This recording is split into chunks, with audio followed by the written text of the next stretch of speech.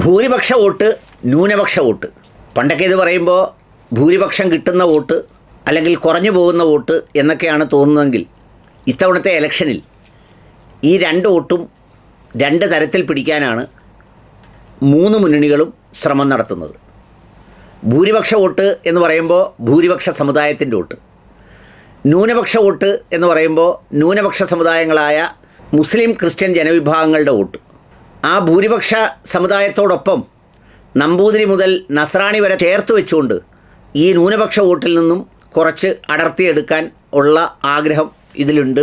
അതാണ് നമ്മുടെ വെള്ളാപ്പള്ളി നടേശൻ സാറ് ഇതിനെ നസ്രാണിയും കൂടെ ചേർത്ത് വെച്ചത്. അതുപോലെ ഭൂരിപക്ഷ വോട്ടിനകത്ത് ഈ ദളിത് വിഭാഗങ്ങളും ഒക്കെ അടങ്ങുന്നവർ നമ്പൂതിരി മുതൽ നായാടി വരെ എന്നുള്ളിടത്തുനിന്ന് നമ്പൂതിരി മുതൽ നസ്രാണി വരെ എന്നുള്ള തരത്തിലേക്ക് ഇതിനെ വ്യാഖ്യാനിച്ച് സെറ്റാക്കി വച്ചിരിക്കുന്നത്. അപ്പോൾ ഇതിനകത്തുനിന്ന് അടർത്താനും പുലർത്താനും വേണ്ടിയുള്ള ശ്രമങ്ങളാണ് നടന്നുകൊണ്ടിരിക്കുന്നത്. ഇപ്പോൾ രണ്ട് മുന്നണികൾക്ക്, അതായത് NDAയ്ക്കും ഇടതുമുന്നണിക്കും മുസ്ലിം വോട്ടുകൾ വലിയ താല്പര്യമില്ല, അവർക്ക് കിട്ടില്ല എന്ന് അവരേതാണ്ട് ഉറപ്പിച്ചു കഴിഞ്ഞു. അപ്പോൾ അതിനോടൊപ്പമുള്ള ന്യൂനപക്ഷ വിഭാഗത്തിൽ പെടുന്ന ക്രിസ്ത്യൻ വിഭാഗത്തെ അടർത്തിയെടുക്കാൻ വളരെ കഠിനമായ പരിശ്രമം NDAയും LDFും നടത്തുന്നുണ്ട്. LDF അതിനെ ആയുധമാക്കുന്ന ഒരു സ്ട്രാറ്റജിയാണ് ഇപ്പോൾ വെള്ളാപ്പള്ളി നടേശൻ സാറും തൂമാരൻ നായർ സാറും തമ്മിലുള്ള സംഗമം. അതിലൊരു രാഷ്ട്രീയ സമ്മർദ്ദമുണ്ട് അവർ ചേരുന്നതിൽ. മനസ്സുകൊണ്ടൊരിക്കലും ഈ പറയുന്ന കോൺഗ്രസിനെ വിട്ടുപോകാൻ മനസ്സുള്ള ഒരാളല്ല സുകുമാരൻ നായർ സാറ്. പക്ഷേ സാഹചര്യവശാൽ, സന്ദർഭവശാൽ കൂടെ നിന്നേ പറ്റുള്ളൂ.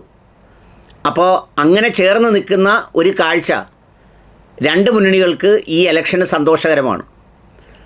LDFിന് വേണ്ടിയാണ് ഇത് ചെയ്യുന്നത് എന്ന് വെള്ളാപ്പള്ളി സാറ് വരുത്തുമ്പോഴും വാഴയ്ക്കൊഴിക്കുന്ന വെള്ളത്തിൽ ചീര നനയുമെന്നുള്ളതുകൊണ്ട് ചീരയായി BJPയും ഒപ്പമുണ്ട്. വാഴയും ചീരയും നനയ്ക്കുക എന്നുള്ളത് വെള്ളാപ്പള്ളി നടേശൻ സാറിൻ്റെയും നമ്മുടെ തുഷാർ വെള്ളാപ്പള്ളിയുടെയും ആഗ്രഹങ്ങളായതുകൊണ്ട് ആ കാര്യത്തിൽ അവർക്കിടയിൽ അഭിപ്രായ വ്യത്യാസമില്ല. അതുകൊണ്ടാണ് വെള്ളാപ്പള്ളി തുഷാർ വെള്ളാപ്പള്ളിയെ ചർച്ചയ്ക്കായി സുകുമാരൻ നായർ സാറിൻ്റെ അടുത്തേക്ക് വിടുന്നത്. മുസ്ലിം വിഭാഗത്തിൽപ്പെടുന്ന വോട്ട് തൽക്കാലം ഈ അസംബ്ലി ഇലക്ഷന് ഈ രണ്ട് മുന്നണിയും മറന്നേക്കൂ എന്നുള്ളതാണ് അവർക്ക് തന്നെ അറിയാവുന്ന സത്യം.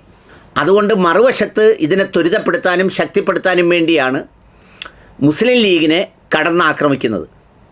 മുസ്ലിം ലീഗ് വന്നു പോയാൽ എന്തോ മഹാപരാധം നടക്കും എന്ന തരത്തിലുള്ള പ്രചാരവേല അഴിച്ചുവിടുന്നത് മുസ്ലിം ലീഗിനോടുള്ള എതിർപ്പ് കൊണ്ടോ അല്ലെ കുഞ്ഞാലിക്കുട്ടി മുന്നോട്ട് വെക്കുന്ന മതേതരത്വം യഥാർത്ഥത്തിൽ ബാക്കിയുള്ള രണ്ട് മുന്നണിയിലെയും നേതാക്കൾ മുന്നോട്ട് വെക്കുന്ന മതേതരത്തെക്കാൾ പത്തരമാറ്റാണെന്ന് എല്ലാവർക്കും അറിയാമെങ്കിലും ഈ ഇലക്ഷൻ തന്ത്രത്തിൻ്റെ ഭാഗമായി അത്തരമൊരു സ്ട്രാറ്റജി പ്രയോഗിച്ചേ മതിയാവൂ.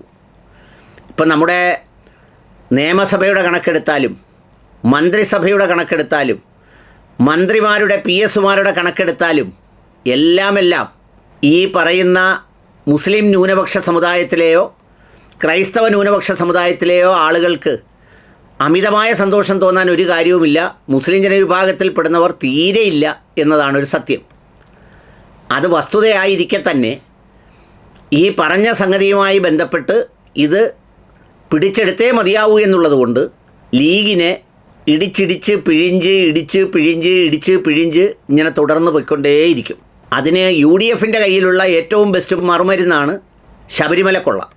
അതുകൊണ്ട് അവർ യഥാർത്ഥത്തിൽ ആ ശബരിമലക്കൊള്ളയുമായി മുന്നേറും. കാരണം അവർക്കിപ്പോൾ പഞ്ചായത്ത് ഇലക്ഷന് കിട്ടിയ ന്യൂനപക്ഷങ്ങളിലെ ഭൂരിപക്ഷ വോട്ടും ഭൂരിപക്ഷ സമുദായത്തിലെ ഒരു ന്യൂനപക്ഷ വോട്ടും നിലനിർത്താനായാൽ സംഗതി ഗംഭീരമാവും. അപ്പോൾ അതുകൊണ്ട് വരും ദിവസങ്ങളിൽ ശബരിമല പരമാവധി കത്തിച്ചു നിർത്തുക എന്നതായിരിക്കും UDFിൻ്റെ തന്ത്രം. ഇതിനിടയിൽ ഈ പറഞ്ഞ സംഗതികളൊക്കെ വെറുതെ മാറ്റിമറിച്ച് വെറുതെ ആ ഇക്വേഷനുകൾക്ക് ഊർജം പകരുന്ന സംഗതി മാത്രമാണ് ബഹുമാന്യനായ പ്രതിപക്ഷ നേതാവിൻ്റെ പ്രസ്താവനകൾ. അത്തരം കാര്യങ്ങളൊക്കെ അതിനെയൊക്കെ ആ വഴിക്ക് വിട്ടിട്ട് ഇലക്ഷൻ ജയിക്കാൻ ആവശ്യമായ സോഷ്യൽ എഞ്ചിനീയറിങ്ങും ക്യാമ്പയിനുമാണ് ഇപ്പോൾ യഥാർത്ഥത്തിൽ വലതു മുന്നണിക്ക് വിജയിക്കണമെങ്കിൽ ഏറ്റവും അത്യാവശ്യമായ കാര്യം. നിങ്ങൾ ഈ പത്രപ്രസ്താവനകൾ കാണുമ്പോൾ സുകുമാരൻ നായർ സാറിനോ വെള്ളാപ്പള്ളി നടേശൻ സാറിനോ സവിശേഷമായ എന്തെങ്കിലും വൈരാഗ്യം മുസ്ലിങ്ങളോടുണ്ടെന്നോ അല്ലെങ്കിൽ മുസ്ലിം ലീഗ് എന്തെങ്കിലും ഭീകരമായ മതരാഷ്ട്രം ഇവിടെ ഉണ്ടാക്കാൻ പോകുന്നുവെന്ന് മറുവശത്തുള്ളവരോ ഒന്നും ചിന്തിച്ചു കളയരുത്.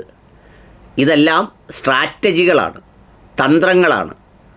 യഥാർത്ഥത്തിൽ ഒരു തന്ത്രത്തിൻ്റെ ആയുസ് ആരുടെ മേലാണോ പ്രയോഗിക്കുന്നത് അവനത് തന്ത്രമാണെന്ന് തിരിച്ചറിയുന്നത് വരെ മാത്രമേ ഉണ്ടാവൂ.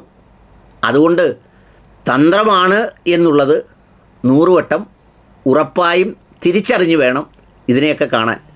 ഇല്ലെങ്കിൽ വെറുതെ നമ്മളിത് വായിച്ച് BP കൂടുന്നൊരവസ്ഥയിലേക്ക് എത്തിച്ചേരും. അത് വെറുതെ ഉണ്ടാക്കേണ്ട കാര്യമില്ല. നഷ്ടം നമ്മുടെ കുടുംബത്തിനും മക്കൾക്കും ആവും.